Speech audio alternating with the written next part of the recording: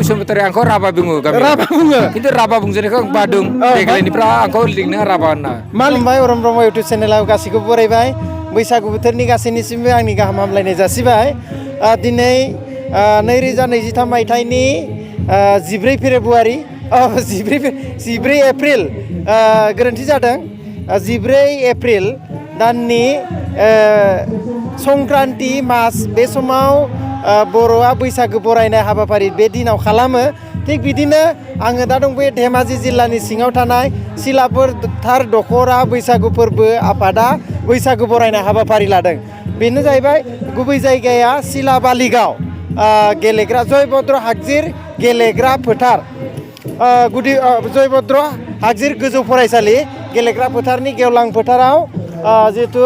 सानसेनि मेहेरगोनां हाबाफारिजों बैसागु बरायनाय हाबाफारि लादों थारैनो बिनि सायाव नोंथांमोननो बे बैसागु बरायनाय हाबाफारिनि गाजा गोमजा बरायनाय हाबाफारिनि सायाव नैबे भिडिअनि गेजेरजों दिन्थिनो नागिरदों आरो बिनि सायाव एसे सावरायनोबो नागिरदों थारैनो केमेरा पार्सन बिथांखौ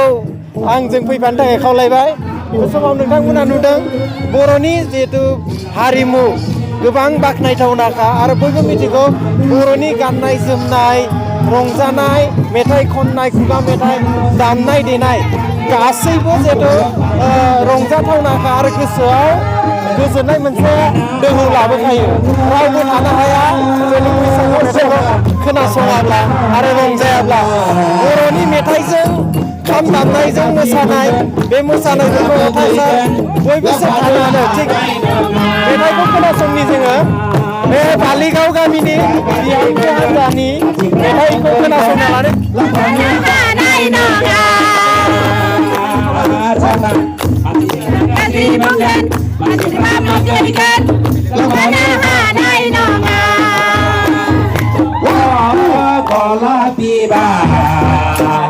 Oncu naina bisa oncu kamu dulu oncu gola tiba nang naina bisa oncu kalau mau jual mau kang dua ini kita माबोरै मोनदों मोसानानै मोसानाया माबोरै नायदों समायना बर'फोरनि मोसानाय बेयाव आं माखासे दिन्थिनो नागिरदों सोरगिदिं केमेरा पार्सन बिथांखौ देग्लायनि नैथि बैसागु बरायनाय हाबाफारि बेयाव गोबां गामिनि ओनसोलनि रायजो राजाफ्रा बाहागो लादों थारैनो बे समाव केमेरानि गेजेरजों नोंथांमोना नुनानै मिथिखादों जानो हागौ देग्लायनि सान्दुं थिं बैसागुनि बोथोरनि रंजानाय बयनिबो गोलोमनाय मोदाननाय मोखां समायना नुदों बयबो मोसाना मेंबाय मेंबायना गरम मोनदोंना मोनाखै गरम बिराद मोनदों गरम मोनदोंना गरमखा ओरैनो देग्लायनि बैसागु सिलाफोथार दख'रा बैसागु आफादा बेबायदि बरायनाय हाबाफारिखौ सिलामालि गामिनि गेलेग्रा फोथाराव लाबोबाय माबायदि मोनदों बिराद मोजां मोनदों एकदमबारे गुसु देम गोजोननाय बिराद मोजां मोनदों जेन आफा इसोर बोराइ बाथौनि जेन बैसागु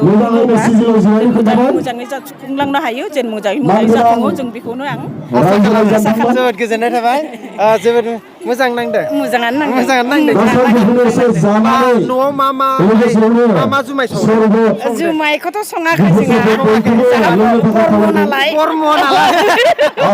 बर्म नालाय जुमाय सङाखै थिग मा जुमाय संदों माइब्रानि जुमाय बिदै बेनिफ्राय सेरेबबो बानायदो बेनिफ्राय आरो माथानिबो बानायदो बायदिसिना बानायदो आरो बिराद बायदिसिना जोबोद मोजां जायगा लोंनो फैगोन जोंबो फैनांगोन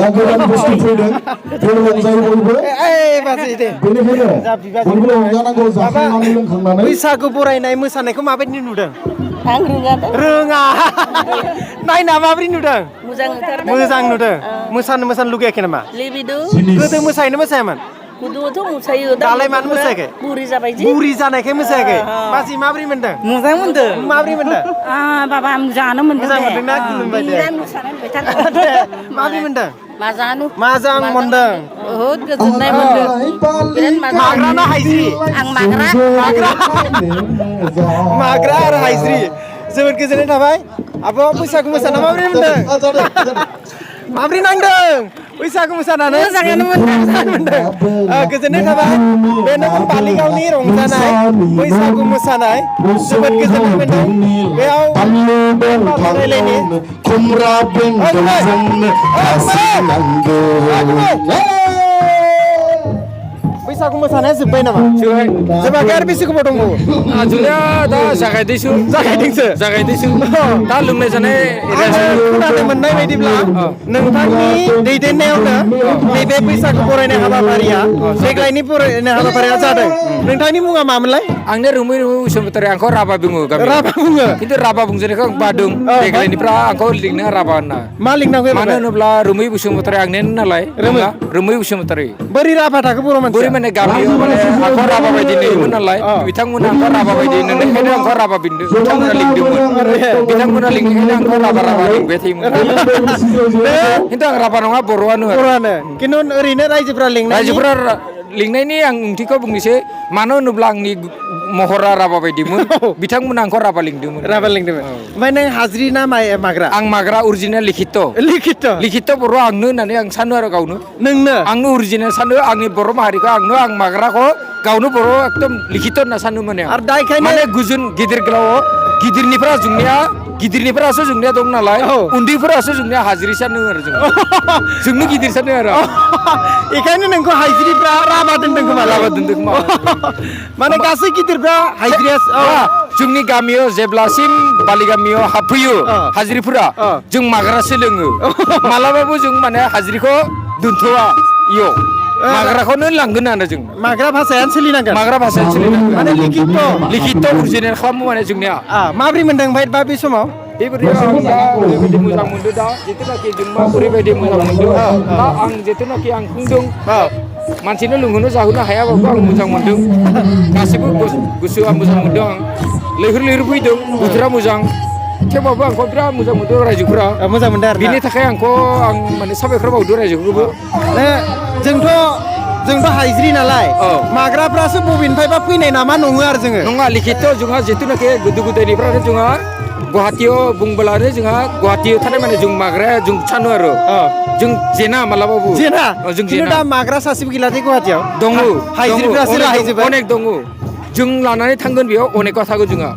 मालाबाबो जों जेना माने जोंहा माग्राखा अरिजिनेलथार आरो गोसोआबो गोराथार माग्रा माने गोसोआ गोरा राभा मानसिया बोरै माग्रा जानांगौ आंखौ राभा दोनदों सेहेरा महर मुस्रि नायनानै आंखौ राभा दोननाय गोजोननाय थाबाय खोन्थानायनि थाखाय दे आरो बे बैसागु फालिनायनि थाखाय नैबेयाव बैसागुनि जुमाय बिदै माइब्रानि सारजों एसे रायलायनोसै सारा नैबे जि गेवलां फोथार बे फोथारनि साखाथियाव थानाय जयभद्र हागजिर गोजौ फरायसालिनि गाहाय फोरोंगिरि सारा दिनै बेयाव बाहागो लाफैदों निस्सय सासे फोरोंगिरि हिसाबै माबा मोनसे खावलायगोन रायजो राजाफोरनि थाखाय आरो बेयाव बाहागो लानानै माबायदि मोनदों आरो दिनै बाहागो लानायनि गेजेरजों दैदेनगिरि बिथांमोनखौ फैबाय थानाय समाव बे बैसागु आफादा माबायदि दैदेनलांनांगौ बेनि सायाव निस्सय माबा मोनसे बुंगोन बेनि थाखाय सारखौ आंनि अरुण ब्रह्म इउटुब चेनेलाव गिबियाव बरायबाय आरो बे समाव रायजोखौ आरो दैदेनगिरि बिथांमोनखौ नोंथांनिफ्राय बैसागु बोथोरनि गेजेरजों मा फोरमायगोन गिबियावनो आङो बैसागु गोदान 2023 मायथाइनि खुलुमनाय थाबाय लोगोसे गेदेरफोरखौ आंनिफ्राय खुलुमनाय लोगोसे उन्दैफोरखौ अननाय आरो सिबिनाय बावहरग्रोनाय जाबाय जों दिनै सिलापथा दख'रानि बैसागु आफादनि दिनै सिलाबालि गामिनि जयभद्र हागजेर गेजेर आरो गोजौ फरायसालियाव जोङो बरायनाय हाबाफारिखौ खुंफुंदों आङो गोजोननाय मोनदों जोंनि सिलापथार ओनसोलाव गोबां बर' रायजो राजाफोरा खमब्लाबो जोंनि बर' हारिखौ फोथांना लाखिनो थाखाय बयबो गामिनि दैदेनगिरिजों लोगोसे रायजोनि गासैबो मुरब्बिफोरजों लोगोसे गथ' गथाय लैहोर लैहोर फैनानै रंजाफैदों बेखौ आङो रोजा रोजा साबायखर होदों लोगोसे इयुनावबो जोङो बर' हारिनि सार्थआव हारिमुखौ लाखिनो थाखाय बेबायदिनो लैहोर लैहोर फैनानै जोंनि बर' हारिखौ जाखांफु होनो थाखाय आंनिफ्राय सार खावलायनाय थाबाय गोजोननाय थाबाय जोङो जोबथारनायाव जानाय लोंनाय जिहेथु बैसागो बोथोराव गोबां रोखोमनि जानाय लोंनाय बायदि मैया जगार खालामो बेयाव देलें देलें लाइमोन हिन्जावसाफोर दङ थारैनो बे समाव संनाय खावनाय आब' माब्रै खबर खाथि मोजां मोजां मेथाइ जोबोद मोजां खनदोंमोन निस्सय बालिगाव जोंनि सनापुरनिसोमोन खिन्थु बालिगावआव लाबोबाय माने जोंनि सम्पतिखौ लाबोबाय जोंहा खहा जादों आरोखि थिग माब्रै मोनदों आब' मेथाइ खननो खुलुमबाय गिबि गिबियावनो आंथ' बेफोरबायदि देंखोगिरि नङा अब्लाबो बैसागु फैयोब्ला आरो बरायनायजों लोगोसे ओरैनो लकेल ओरैनो खुगा मेथाइ आरो थेवबो जोबोद मोजां जादोंमोन गोजोननाय थाबाबो मा ओंख्रि संदों नायनोसै दा संगिरि बिथांमोनखौ लोगो हमैनि मा ओंख्रि संदों जानाय लोंनायनि थाखाय जगार खालामदों बे एक्टरबो दंफैयो बेखायनोथ' संनाय खावनायखौ सोंग्रोनोसै मा बालिगावनि रायजोफोरा बैसागु बरायनाय हाबाफारियाव मा ओंखाम ओंख्रि संदों आदाखौ एसे बिलाय बे मा ओंखाम मा ओंख्रि संखो बेदर संदो गाखा गोखै मा बेदर इयो अमा बेदरजों माजों आलुजों अमा बेदर बा गोखा गोखैया मा दङ हाबि जाबि नानान्ता 101 ओंख्रि बे समाव 101 ओंख्रिनि मुंखौ लानायाबो सम्भब नङा जिखुनु बर'फ्रा मिथिखायो बैसागुआव 101ता मैगं जायो होननानै बिनि गेजेरावहाय जा एक्टरबो दंखायो ओरैजाय जोंहा नैबे सनसिं ब्रह्म बिथाङाबो समाज सिबियारि बैसागुआव हायलालाय हुइलालाय दा बरायनायनि गेजेरजों आरो फैबावदों जा बिजनेसमेन दे बे समाव दिनैनि बरायनायनि गेजेरजों नोंथाङा बाहागो लानानै मा मोनदों आरो बेनि गेजेरजों जों मा लाब जानो हागोन एसे सुंद'यै फंनैसो दिनैनि जिथुनाखि बैसागु बरायनाय फोरबो बे बरायनाय फोरबोआव ओरैबायदि गोजोनथाव आरो ओरैबायदि बाख्नायथाव जादों जोंनि सिलाबथा ओनसोलनि मोनफ्रोमबो गामिनि आरो मोनफ्रोमबो आफाद आरो माखासे जोंनि सिलाबथा ओनसोलनि सिङाव थानाय माखासे बिजनेसमेन माखासे फोरोंगिरिफोरजों ज' जालायनानै दिनै जोङो जोंनि बर' हारिनि बैसागु बोथोरखौ जों बोरै बरायनानै जोङो बैसागु बोथोराव जों बारग'होनो हायो आरो बर' हारिनि जोङो बैसागु नेम निथिखौ जों बोरै बुहुमाव फोथांनानै लाखिनो हायो बिनि सोमोन्दै जोङो दिनै सिलाबथा आनसलिकआ माने माखासे एसे माने बर' हारिनि नेम निथि जानाय लोंनायजों लोगोसे एसे मोसालांनो नेम निथिखौ हमथानो थाखाय जोङो दिनै बैसागु बराय फोरबोखौ जों हाबा लानाय जादों गोजोननाय थाबाय बे समाव जोंहा बिमल मोसाहारि आदा जिखुनु बाहागो लाफैबाय दान्दिसे निस्सय देग्लायनि बे बाहागो लानायनि गेजेरजों माबाफोर गोसोआव मा देग्लायनि बैसागुखौ आंथ' फैया बोसोरथामसो जाखाबायमोन जायगायावबो सिमेन्ट सापरियावबो ओमफ्राय नैबे जायगायाव सिलाबालि गामियावथ' एकदम फार्स्ट टाइम ओमफ्राय फैनानै जोबोद गोजोननाय मोनदों आरोखि थासारि आरो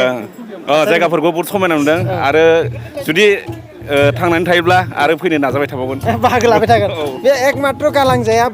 नैबे आदायाबो बिजनेसमेन आरो साखाथियाव थानाय केमेरा पार्सनआ एसे गोजाननिफ्राय खालामदो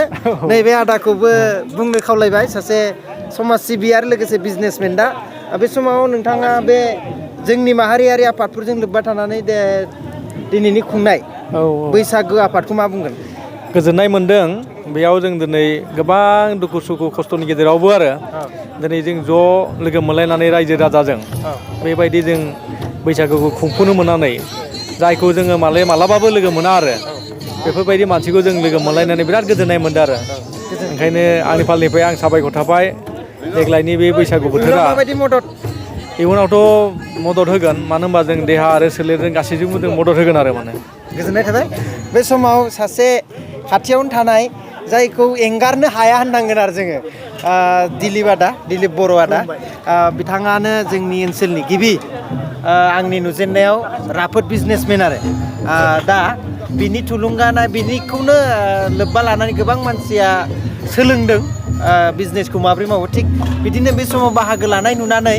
बिथांनिफ्रायबो गोदान बोसोरनि दानि लाइमोन जाखांफुनाय बिथांमोनखौ मा बोसोन होयो जों रंजानायजों लोगोसे फैबाय थानाय इयुनाव जोंनि लाइमोन बिथांमोना माबायदि संसार जानायाव खामानि मावनांगौ बेनि सायाव एसे दा सिलाबालि गाँवआव जि माने बरायनाय फोरबो बेखौ नुना बहुत गोजोननाय मोन्दों बिदिनो जोंनि इयुन जेनेरेसना रोंलांनांगौ सोलोंनानै जोंनि मावला खामानिखौ मावलांबाय थानांगौ खालि बिजनेसजोंल' लेब्बा होबा जाया बा सोरबा फोरोंगिरि होननानै उन्दुस्रिना थाबा जाया हारिखौ फोजांनोबा बिदि सम बरनलायनानै सम होलायनांगौ मदद होलायनांगौ होनबासो हारिया सिनायथि थागोन आरो हारि गैयाबा संसाराव जेबो माबा गैया सिनायथि गैया मेन थिं हारि सेकेन्ड थिं माने फार्स्ट टाइम धोरोम बेनिफ्राय सेकेन्ड थिं हारि बेखौ लाखिनो हाबासो हारिया जौगालाङो आरो गावबो थांना थागोन जोबोद बेसेन गोसा खोथा बुंबाय गुसुं समाव बेसेन गोसा बाथ्रा बुंबाय थारैनो आं गिबियावनो बुंखादोंमोन सासे गनायजाथावना जेंगाव फंबायखौ दा रायलायथ'ला बिथाङाबो बाहागो लाफैदों दा नैबेयाव गोबां गेदेर बिथांमोनहा बेयाव बायदि खामानि मावदों नैबेथ' हारिमुनि जिल्लानि हारिमुनि बिथाङा हयथ' मानो लेट जादों बिथांनि आनसलिकनिनोमोन नङा होमबा बिथाङा मानो लेट जानाय बुंखाबाय जोङो बिथांखौ नुनो मोनाखैमोन जों फुंनिफ्राय दङ नोंथाङा मा बुंगोन बे समाव नंगौ आं लेट जाबाय मानो होनबा जोंहा आथिखाल आरो माने संक्रान्ति दिनावनो माने फुजा होनाय जायो गामियाव ब्रह्म धोरोम आरो ओंखायनो न'खर ब्रह्म जयग' गामि जयग' आरो ओंखायनो दा रायजो राजाफोरजोंबो थानांगौ जाहैबाय एसे बायदिसिना गोदान बोसोरजों लोगोसे गोदान मिजिं लानानै बायदिसिना सुखु दुखुनि खोथा गामि दानायनि खोथा समाज फोसाबनायनि खोथा बायदिसिना सावरायनाय जायोथ' ओंखायनो बेयाव थानांगौ जाबाय ओंखायनो लेट जाबाय माने जोबोद गोजोननाय थाबाय बिथाङा जे सासे लाइमोन बिथाङा एसे गोनांथि खोथा जोंनि इउटुब चेनेलनि गेजेरजों बुंबाय थारैनो सिलापोथा दख'रानि सिङाव लाइमोनफ्रा गोबां गुनि गियानि आरो रोंगौथि गोनां दङ आं बेखौ नैबे दिनैनि भिडिअनि गेजेरजों नोंथांमोननो फोरमायबाय जों गासैबो बिथिंथिं रोंनाय आरो आं गुसुं खालामनो सानदोंमोन नाथाय बाथ्राया मोजांनिफ्राय मोजां ओंखारबोनायलाय एसे गोलाव बानायबावनोसै एसे गोलाव खालामबावनो सानबाय नैबे आदायाबो नायनोबो समायना आरो नुनायावबो दाद जांगिला गाननाय जोमनाय हारिमु आरो बर' मोखां नुखादों निस्सय बैसागुनि बोथोर माबा मोनसे एसे बैसागुनि लोंनाय जानाय सोलिगासिनो निस्सय बेबो मोनसे बैसागु बोथोर बयबो मिथिखागौ बेनो जोंनि मोनसे मिनिबाबो जागोन बैसागु नालाय रंजानाय माबायदि मोनदों ओरैनो आंथ' ओरैनो दिनै खोब मोनसे गोजोनग्लायनाय मोनदों मानोना जोंनि जिथु बर'नि हारिमु बे हयथ' जोंना गोबां माने मोनसे समाव गोदोना थायो खिन्थु दिनैनिफ्राय जोंना खाम जथा सिफुंफ्रा हयथ' गोदान महराव मोनसे दामनायखौ जों दिनै बोखांफिनबाय आसाफारियो फैबाय थानाय जिथु बैसागु बोथोर जेन जोंनि मोनफ्रोम सिलापोथा दख'रानि सिङाव थानाय बर' गामिफ्रा जेन गाजा गोमजायै बयबो रंजालायो खामनि गोमनायजों रिंनायजों माने रंजाखाङो बेखौ खावलायबाय बेखौनो रायजो राजाफोरखौ खावलायबाय गोजोननाय थाबाय बैसागोनि थाखाय बयबो लोगोजों एसे लालायखायो रावबो बेखौ गाज्रि साननांगौ गैया ना होमबा जै जाथों मोजां ना अनसु भाइ बुं गिबियावनो गेदेरफोरनो आंनि खुलुमनाय सिबिनाय बेखौ आं बैसागो गोदान बोसोर 2023 मायथाइनि जासिग्रोबाय उन्दैफोरनो आंनि खुलुमनायखौ जासिहरबाय आसा खालामो जाहाथे गोदान बोसोरा मोजाङै मोजां बर' हारि आरो सारा आसामनि रायजो राजाफ्रा मोजाङैनो अनलायनानै खौसेथिनि गेजेरजों जौगालांनो हायो बेखौ आं मिजिंथिबाय आरो आसा खालामबाय आरो हामलायथि बावहरबाय गोजोननाय थाबाय गोदान बोसोर बैसागो बोथोरनि आंनिफ्रायबो गाहाम हामलायनाय थाबाय गासै अरुण ब्रह्म इउटुब चेनेल नायगिरि बिथांमोनखौ आंनि गोसो गोरबोनि खुलुमनाय सिबिनाय जासिनानै दिनैनि जिहेतु सिलापोथार दख'रा बैसागु आफादनि बानजायनायाव जिहेतु बैसागु बरायनाय जोबोदनो गाजा गोमजा जादों बिनिनो थाखाय नोंथांमोननो भिडिअ मोनसे लाबोदोंमोन बिनि गेजेरजों नोंथांमोना सिलापोथारनि थासारि आरो सिलापोथारनि दैदेनगिरि बिथांमोननि साननाय बा बुंनाय बाथ्राफोरखौ नोंथांमोना हमनो हाखागोन बिथांमोननि ओनसोलाव गोबां रोंगौथि गोनां बिजनेसमेननिफ्राय लानानै राजनिति नेता आरो समाज दैदेनगिरि आरो आबादारि आरो बायदि बायदि मावनाय दांनाय गासैबो बिथिङाव रोंगौथि गोनां बेखायनो बालिगाव सिलापोथार ओनसोलनि रायजो राजाफोरनिसिम आंनिफ्राय साबायखर थाबाय आरो गोजोननाय थाबाय बे समाव नोंथांमोना बे आंजों दान्दिसे सावरायनायाव मदद होनायनि थाखाय गोजोन्थों अरुण ब्रह्म इउटुब चेनेलनिफ्राय बिदाय लाबाय दिनै जोंहा गोदान बोसोरनि 2023 मायथाइनि बैसागु बरायनायाव जोंनि फरायसा आफाद आरो UBPनि दैदेननायाव जों दिनै जोबोद गोजोननाय मोन्दों आरो लोगोसे जोंनिया दा जाबाय थानाय सोलिदों गाजा गोमजायैनो आरो एफाले जोंनिया माने हारिमु आफाद दैदेननाया सोलिलांबाय थागासिनो दङ ओमफ्राय जों दा जयभद्र हागजेर हाइ स्कुलनि सिङावनो जानाय लोंनाय सोलिदों मोजाङै मोजां जों माने ओंखायनो जोबोद गोजोननाय मोन्दों जाहाथे जोंनि बर' हारिनि नाजानाय मोसानाय रंजानाय गासिबो दामनाय देनाय आरो नेरसोनखौ लाखिनानै जोङो दिनैनि सानसेनि हाबाफारिखौ आग बारायनानै दा जोबथा समायानो मोनफैगासिनो दं जोंहा नै दा जोंहा माने 5 बाजियावनो जोबसिगोन बेनिखायनो जोबोद गोजोननाय मोन्दों जोङो जोंनि सिलापोथार आन्चलिकआ गावखौनो गाव जों माने गोग्गानाय मोन्दों आरो जोंहा दिनै अल आसामावनो माने जोंनि सिलापोथाराबो मोनसे गोदोसोनाय हारिमोन खिन्थु गोदोनि बायदि दा नंला जों एसे जौगानायाव फैबाय जोंहा बर' हारि हिसाबै बिटिआर नङाबाबो जोंना काउन्सिलाबो मोनसे माने आसाम हादरजोंनो गनायजाना लाजानाय काउन्सिलाबो जोंना माने